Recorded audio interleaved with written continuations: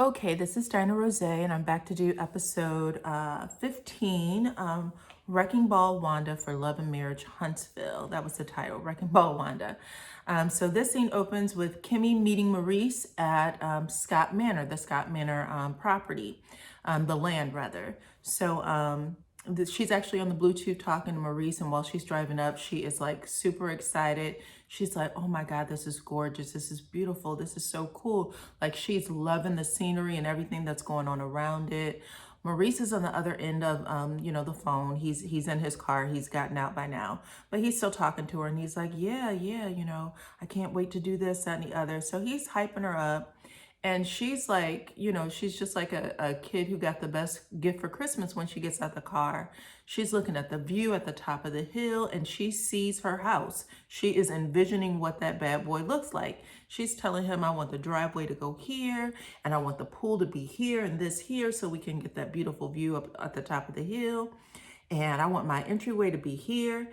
And he's listening to her, but he's not saying, well, this isn't our house or anything. He's just kind of smiling and, like feeling her energy, like, oh, you're doing great. He starts walking through the woods area and he helps her climb through like the brush. And he's telling her everything. And then after she, rattles on for, 10, 15 minutes, whatever, he says, well, this is going to be a spec house.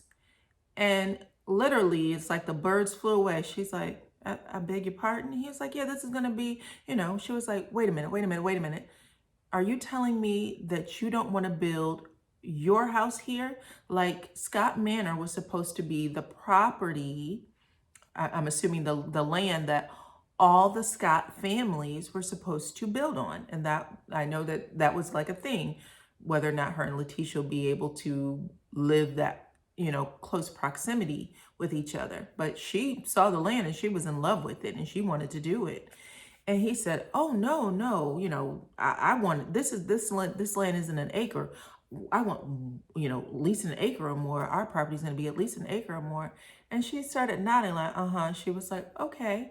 And he went, but now that you've gotten your feet wet with real estate and you're helping Jalen with his property, this is the one I want you to oversee. I want you to do this property. And she's like, say what now?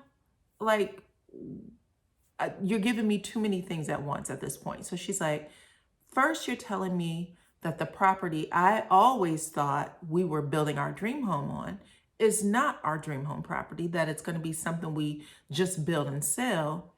And now you're telling me that you want me to oversee, the build of this property. When did this happen?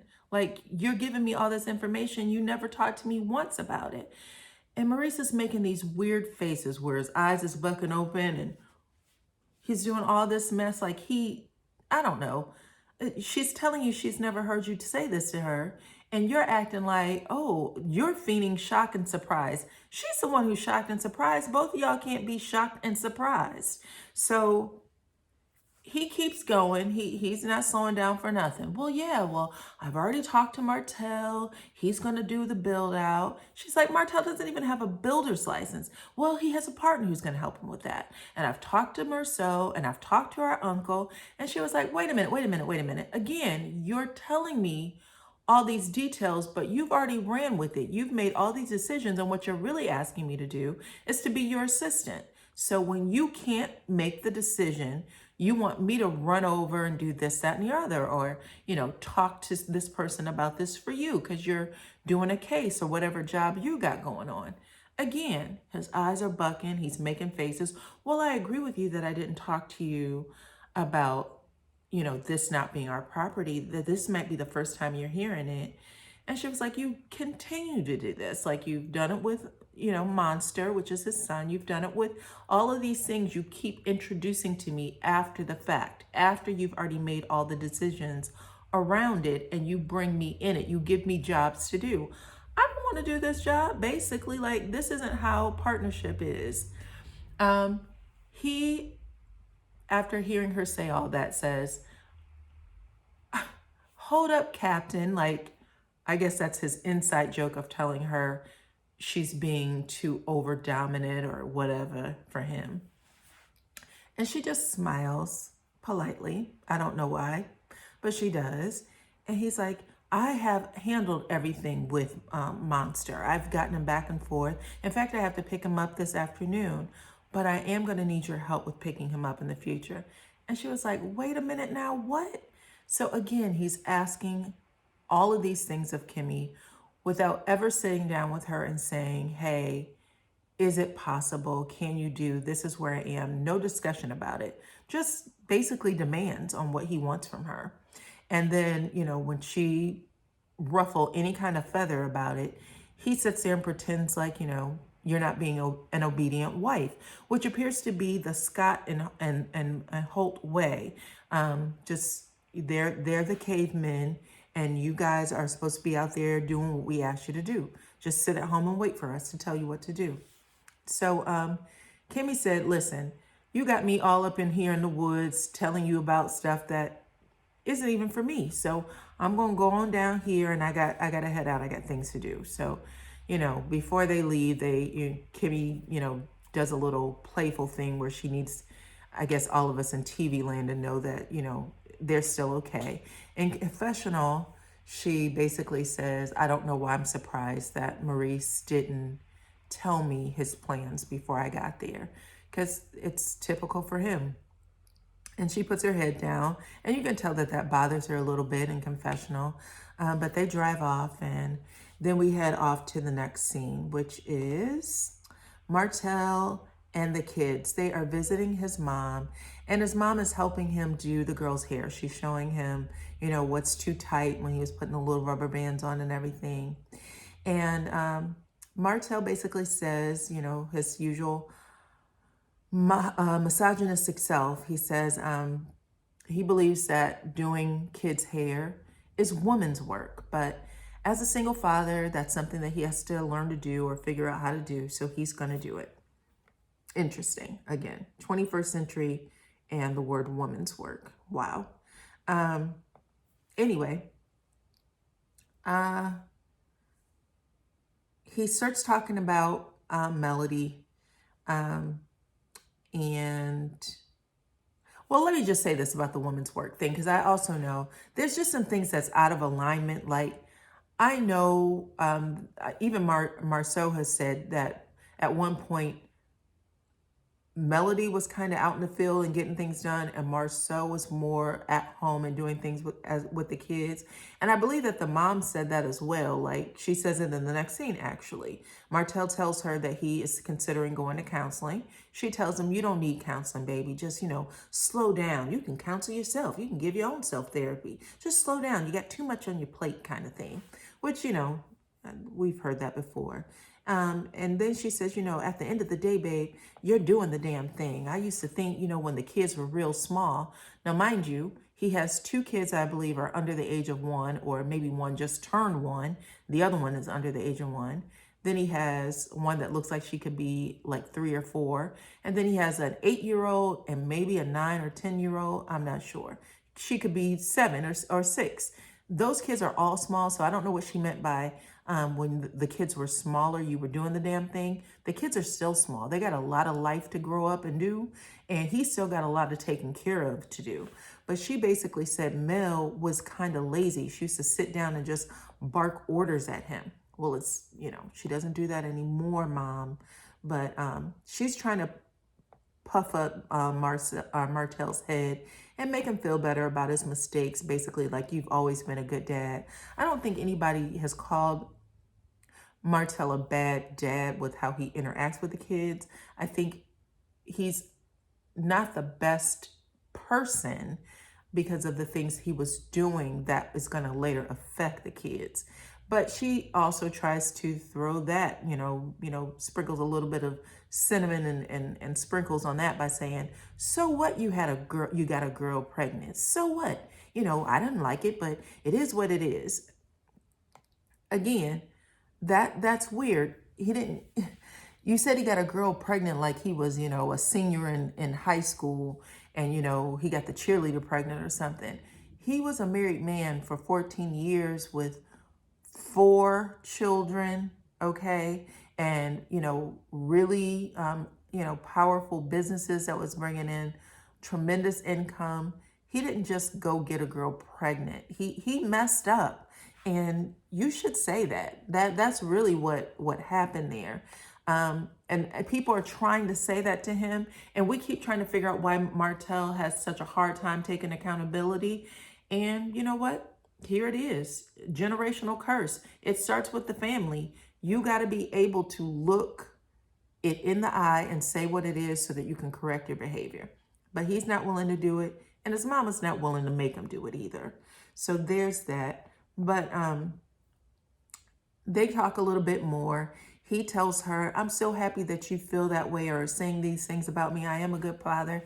You know, me and Mel, we had a really horrible fight when we were in Vegas about her song and the kids running around singing that song. And she says, oh yeah, Tank asked me about that song the other day, which is little Martell Jr. He asked me about that song the other day. And he started, saying some of the lyrics. And I said, oh baby, that's just your mama singing about your daddy. And when I tell you that Martell, again, mama, why would you tell him that? Like, he was so shocked that his mom would say that. You shouldn't be telling him that. And she was like, well, you take it up with your ex-wife. And I was waiting to see if Martell was going to give his mama the smoke that he tried to give Mel, because remember, they had to call Martell, or not, they didn't call him out the pool that day, Marcel. But I think 2 or 3 of the guys had to like grab Martell and stop him from getting in Melody's face because he was so upset about the song. But it turns out it was actually his mama that that was telling the kids about the song. A song that they could have just, again, looked up on the internet, read the lyrics to. But yeah, you gave him the answer he wanted, and he already knew it. He was just needed some confirmation anyway. But he was upset about it. The mom got snazzy with him, and he controlled himself a little bit and told her that he would like to invite Melody to, he would like to invite his mama to the Destiny race, which is a charity race that the Scotts are hosting, Marceau and Tisha. So he asked the mom that, and she agrees to go at that point. In the next scene, we have Dr. Francis. He meets Maurice and Martell at Maurice's office, and they are there to talk to him about being depressed. And Dr. Francis says, what brings, what makes you think that you're depressed? First, let's just say they called Marceau and just said, hey, Marceau, we're here. Where are you? And Marceau said, I told you I wasn't doing that, period. Like in confessional, Marceau says, Dr. Francis is a doctor for women, for females, or men who think like females. So he was basically calling his brother and Martell a female at that point. Like, I don't need therapy. I'm not doing it. But then Dr. Francis arrives and he says, why did you guys give me a call? And Maurice begins telling him that his brother shared that he was depressed, and he told him what symptoms the brother was feeling. And he went, I've been feeling the same thing. So I was thinking maybe I'm also depressed. And Dr. Francis was like, so based on your brother's description, who's not had a clinical diagnosis, by the way, you're telling me you feel like your brother feels, and you think because of that you're depressed. Because what he does know of Marceau, Tisha told him at this point, and he had that one meeting with him where Marceau was, a little bit of a butt. But he was like, yeah, basically. And he was like, okay, so what do you think is the problem with your work? And he was like, well, I'm a high achiever, and I have a lot of stress with no escape. So my brother, he goes on vacation, but I don't do vacations. I have a goal that I'm trying to meet. I have this future self, and I see myself reaching that goal. And he was like, okay. He was like, well, is it, normal to feel this kind of stress? He was like, a lot of people have stress, and there's some people who can deal with it, and there's some that can't. And if you can't, you need to make some modifications. It was really cut and dry. Dr. Francis wasn't trying to sugarcoat anything for them. And then he was like, well, the problem is my wife is competing with my work. And he was like, oh, don't say that your wife is competing with your work, because that's not true. Now you have this job and you see yourself getting to this point in your life or to the finish line. You took on a wife, you married her, you're doing what you want to do as an entrepreneur. So you took on two wives, basically. So you have to decide how to balance those worlds. You are a very successful person. You know exactly what you want.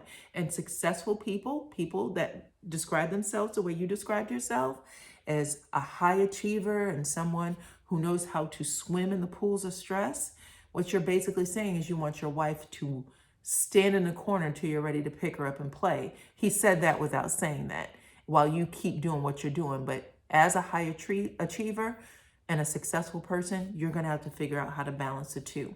And there's nothing that I could tell you that will make you understand what that is. You know within yourself what that feels like. You know that burning in yourself when you want to achieve something or do something. You have that intent to do something, that internal pressure. So in the same way you have an internal pressure or fire to be this entrepreneur, you're going to have that same internal pressure or fire to want to have a successful relationship. And then he also said, but I am going to tell you that you should not basically put off with your wife, just basically push your wife aside until you get something done, because she has an internal pressure too. So you're going to have to try to figure out what those relationships are and balance them. At this point, Martell is nodding his head, and in confessional, he says that Melody needed to hear that speech more than him or more than Maurice, which I find interesting. Again, it's just, I've already said it. I believe that Martell is jealous because Melody's ship didn't sink when they divorced. I think that he really expected her to fail. I think that in his mind, he believed that family revolved around him, that Melody needed him more than he needs her. And it's not true. And he's not willing to accept that. So he's preying on her downfall, and she is winning the race every time. So in the next scene, it's the final one. There was a lot that went on here. We are at the charity race. It's called the Destiny Race, and it is a charity for Tisha and Marceau. And everyone, all the gang is there participating. And since a lot of people donated money and things like that. And at the end of it, basically everybody runs the race. When they cross the finish line, they take their little post that has whatever dream or goal that they want to achieve, and they plant it into the ground at some designated area. Everybody runs the race except for, it looks like, Louis, Kimmi and Maurice, and Martell. Martell was late because his mom, he said he had to convince her to come along. And I feel like she didn't want to come because, she already had the cameras in her house already when they were talking over mail and all that stuff. And I feel like Martell probably was trying to pump her up with what to say, and she might not have said it right when she said that she told the little boy about the lyrics. So she probably was just like, listen, I'm done with that. I don't want to do this anymore. But Martell got her to come along. And when she gets there, she hugs Vanessa, which is Melody's mom. And she's greeting everybody. Everybody's happy to see her. She's happy to see the grandkids. Melody and Tiffany, they attempted to run the race, but they ended up taking a shortcut and coming back to the starting line a little sooner than everybody else, or the finishing line a little sooner than everybody else. In confessional, Martell said it was really good to have his mom and Melody's mom and Melody and the kids all together again. He referred to them as the Holts. The Holt family is back together again, and it brought up a lot of good memories and felt like old times for him. Ding, ding, ding, ding, ding, ding, ding. Looks like you didn't want the divorce. That's what I feel. But Louis, in another scene, we have Louis and Tiffany. They are thanking everyone for attending their anniversary party, and it looks like it happened just yesterday, so the day before this race. And they also said they're not sure why every time they all get together, there is an argument. And then Destiny pipes in before anybody could speak, but that argument would have happened between Melody and Martell. Even though Kimmi and Tisha got into it a little bit, it wasn't as aggressive as the one between Melody and Martell. So Destiny pipes in and was like, well, every time Martell's over there, it has to be the Martell show, and he needs to stop being so provoking and passive aggressive with Melody. And Martell was nodding and slightly agreeing with her. And that is before his mama shows up and basically told Destiny to mind her business. What is going on between Melody and Martell is Melody and Martell's business. She's not Mrs. Holt. She is not the ex-Mrs. Holt. She went over to Melody and said, you handle this yourself. You handle this yourself. And everybody was just kind of watching like, whoa, what is happening? Martell moves himself over to another area. Like he has this little Cheshire grin on his face, like Marmaduke or something, or Scooby-Doo when they do something devious.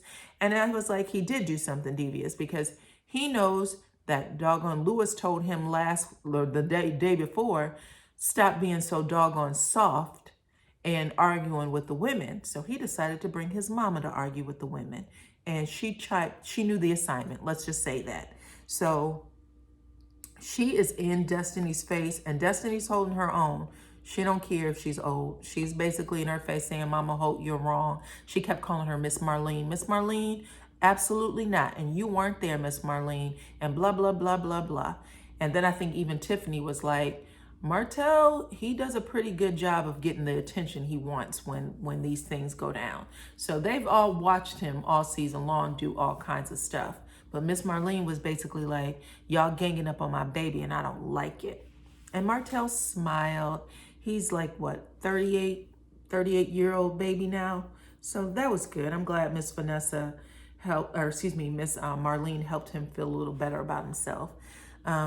But Destiny didn't back down, and she was like, he's my friend, and when he's wrong, I'm gonna tell him so. So Mama Hope felt like she did what she needed to do.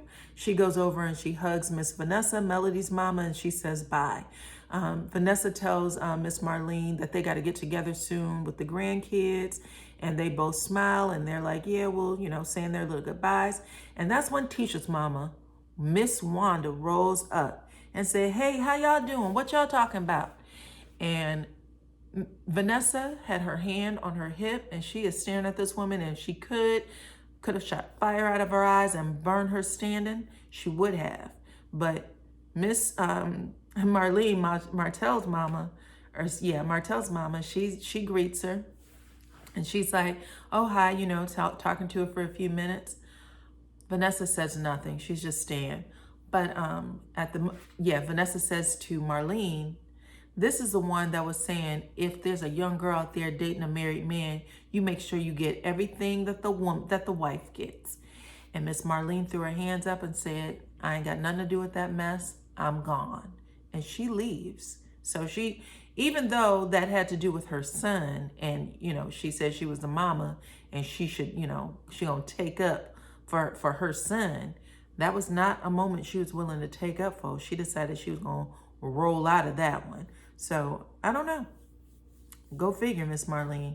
Miss Vanessa basically told Wanda to mind her own business, that her daughter would not be taking any advice from a woman who's in the streets talking nasty about her, and also a woman who has a husband and a boyfriend. And Miss Wanda decided to meet Vanessa's energy and tell her, aren't you the one who was sleeping with a married man? Vanessa tells her, woman, please, okay? I would not do that. And you know what? I don't do ghetto. So this conversation is over. You can scoot. Miss Wanda tells Vanessa to shake a bone and get on. And I remember that's the same line that Marceau told her when he kicked her out of his house for accusing him of having an affair when he got into that car accident. She was like, go on ahead, out of here. And I think he said, don't let the doorknob hit you after he said that. He told her to shake a bone. And I laughed so hard when she said that to Vanessa. But Vanessa kept saying, step off. That's from, that's the B-boy era. But Wanda kept telling her to step off. They were going back and forth. Melody shows up. She got the baby in her hand. She's got her eyes open and her mouth open like, are y'all really fighting? somebody takes the baby from her, but you can tell she was trying to calm them down. And they seemed just a slight bit calm when Melody got there, like they was trying to get they self back together. But out of nowhere, Tisha shows up and she was like, what's the problem? What's going on? And then her mama said something about being called ghetto, and Tisha wound them back up like, nah, Miss Vanessa, you do that. Y'all both do that. Don't call her ghetto, whatever she was saying. She walked in without really getting any information about anything. But it was really weird to see that too. At some point, she had put her hand on Miss Vanessa, trying to calm her down so that, you know, Tisha can get out what she needs to say. Miss Vanessa snatched her hand from her and said, don't you put your hands on me. And she was like, I don't mean no disrespect. I don't mean no disrespect. Well, you're disrespecting her. You are. You are coming into a full-blown argument without really getting any information. And all you had to do at that moment when you walked over was just say, Mama, come with me, so that you could get the facts and then, you know, maybe come back over and have the conversation. But she didn't. She kept that situation going.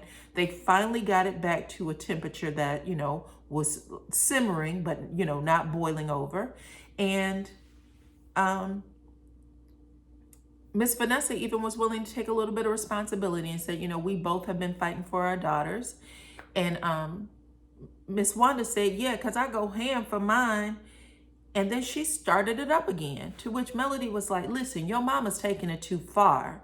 And she literally, after Melody told Tisha, your mama's taking it too far, Melody grabbed Miss Wanda and said, listen, we all have sides of us, Miss Wanda, that we need to work on and control better.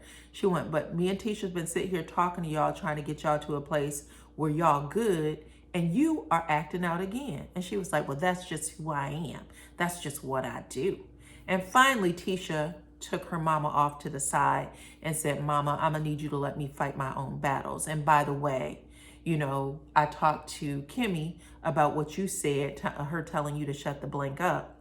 And she said she didn't say it. So she and I left that mess in Vegas, and I don't want you to say anything to her in the future. Miss Wanda says she might whoop on Kimmi if she has to. She might whoop her, and she might whoop Miss Vanessa as well, because where she's from, that's what they do. And Tisha tells her she's too old for that mess. They both represent each other. She'd like for her to calm herself down. Pipe down, Mama, pipe down. And that's how that scene ends. In confessional, Tisha basically says that Vanessa was wrong for calling her mama ghetto because they both from the country. I don't know what being from the country has to do with what Vanessa was telling her. That was not how she was using the word ghetto there, but so be it. And then she said that her mom does not fight battles or handle conflict the way she does. So she might have to sanction her mama, which is what Marceau had said he wanted to do when he lied and said it was Kimmi. Sanction her mama for future group events. And that would be a good thing to do, because your mom is really putting you out there and making you handle things you're not equipped to handle, not right now. So next Saturday, or this coming Saturday actually, this looks like a good one because Martell appeared to be fighting back tears in his confessional. It looks like they had some memories going through his head, and it took him a minute to start talking because he was blinking a lot. So I'm looking forward to that one, and I'll see you guys on the next one.